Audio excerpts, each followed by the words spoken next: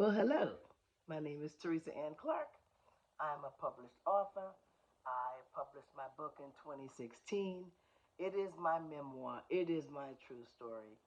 I was married to a pastor. I was a first lady for 17 years. And it comes in hardcover, paperback. It also comes in the form of an ebook. You can get it at Barnes& and Noble, Books A Million, Amazon, or Walmart. It is entitled Tell the Truth and Shame the Devil, the untold story of a pastor's wife. It is over 300 pages. It took me 10 years to write it. So I'm going to read excerpts for you, one excerpt a week. I will put it out every Friday. Another excerpt and another excerpt. And it is good for a Christmas gift. It is good for a birthday gift. It is good just for a gift. And it is good for yourself. When you get out of the shower, put on your robe. I got me a cup of coffee. Get yourself some coffee and keep on turning the page. Just keep on turning the page. Shall we? When I first met him, his looks were very easy on the eyes. He stood around 5'8" and had a great posture. His skin was light brown with red undertones.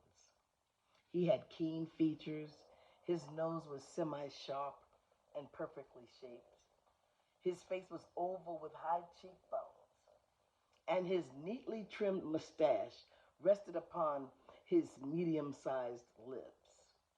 His eyes were dark brown and his ears didn't stick out, but were perfectly positioned, close enough to his head. The soft salt and pepper hair and his nice hairline gave him a distinguished look, especially when he was dressed in his size 44 suits that were accessorized to the nines. He had broad shoulders and looked robust. However, sometimes his smile reminded me of a photo I've seen of Cab Calloway. Those looks changed dramatically as he became smaller.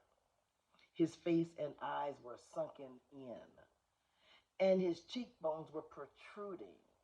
It looked as if his height dropped 2 or 3 inches also, and his suits had to be altered because they hung on him as if on a coat rack.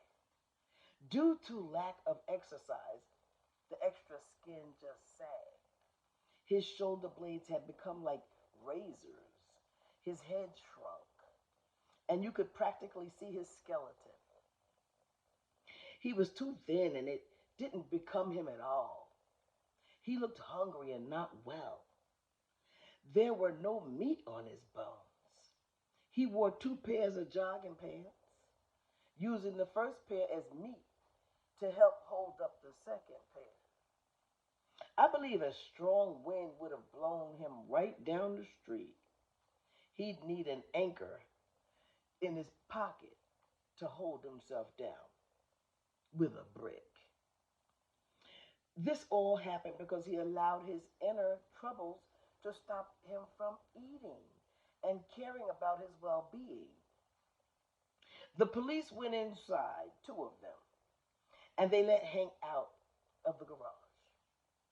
They spoke to him and then waited for me to leave as per my request.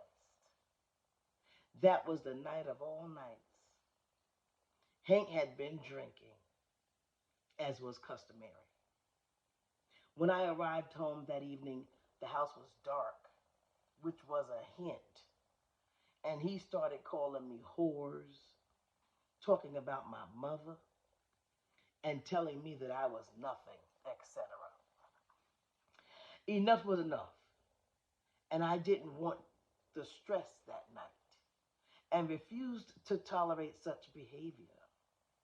I wanted to leave, get out of the house, but he was determined to hold me prisoner and block me from exiting. When he saw me grab my purse and start for the door, he jumped in front of me so I couldn't get down the stairs. I pushed my way past him and ran down the stairs as he did, and he blocked the front door. Hank was wearing a t-shirt only. I remembered that I could get out through the garage. So I bolted down the next flight of stairs to the steel door, sliding the bolt lock as fast as I could. By the time I reached the exterior garage door, Hank was right behind me. And we began tussling. As we tumbled to the cold concrete floor in this physical bout, my head nearly hit a pipe in the garage. I was finally able to break loose as the adrenaline flowed, and I ran like the Dickens before he could get off the ground. I slammed the garage door closed and put the bolt lock on. I was too angry, stirred up, and shaken from the scrimmage to care that he was naked and cold. I grabbed my keys and ran out of the house as I could literally hear my heart beating in my ears. I put the key into the ignition and backed out of the driveway in a flash and headed to the police precinct. That's the first excerpt. Barnes & Noble, Books A Million, Amazon, Walmart, hardcover, paperback, or an ebook. I also will be recording audiobook soon. Get your Christmas gifts, get your birthday gifts, get your holiday book, and sit by the fireplace and read.